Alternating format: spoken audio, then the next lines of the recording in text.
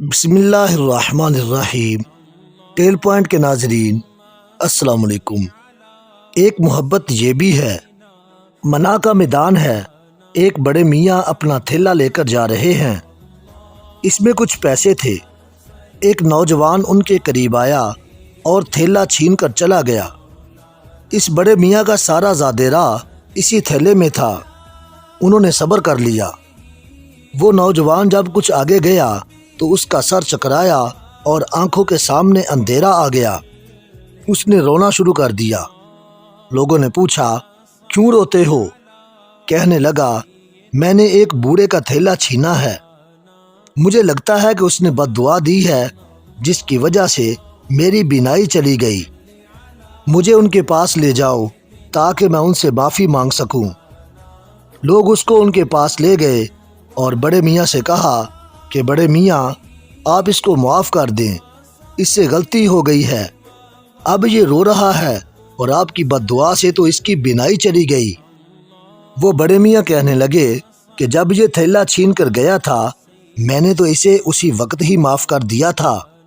لوگ بڑے حیران ہوئے اور کہنے لگے، بڑے میاں، یہ آپ کا تھیلا چھین کر گیا تھا اور آپ کہتے ہیں کہ میں نے اسے اسی وقت ہی معاف کر دیا تھا۔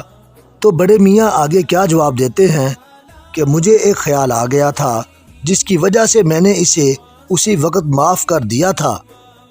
انہوں نے پوچھا کہ بڑے میاں، کیا خیال آیا تھا آپ کو؟ بڑے میاں جواب دیتے ہیں، میں نے علماء سے سنا ہے کہ نبی کریم صلی اللہ علیہ وآلہ وسلم نے ارشاد فرمایا کہ قیامت کے دن میری امت کا حساب کتاب ہوگا۔ میں وہاں تب تک موجود رہوں گا جب تک آخری امتی کا حساب نہیں ہو جاتا۔ میں اس وقت تک جنت میں نہیں جاؤں گا۔ تو میرے ذہن میں خیال آیا کہ یہ میرا تھیلا لے کر بھاگا ہے۔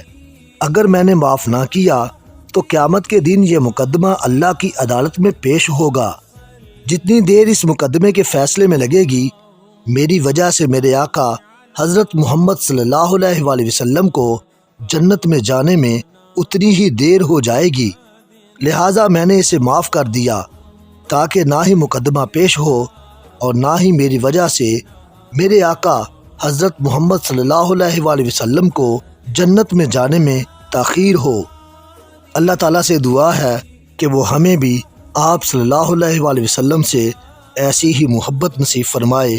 آمین۔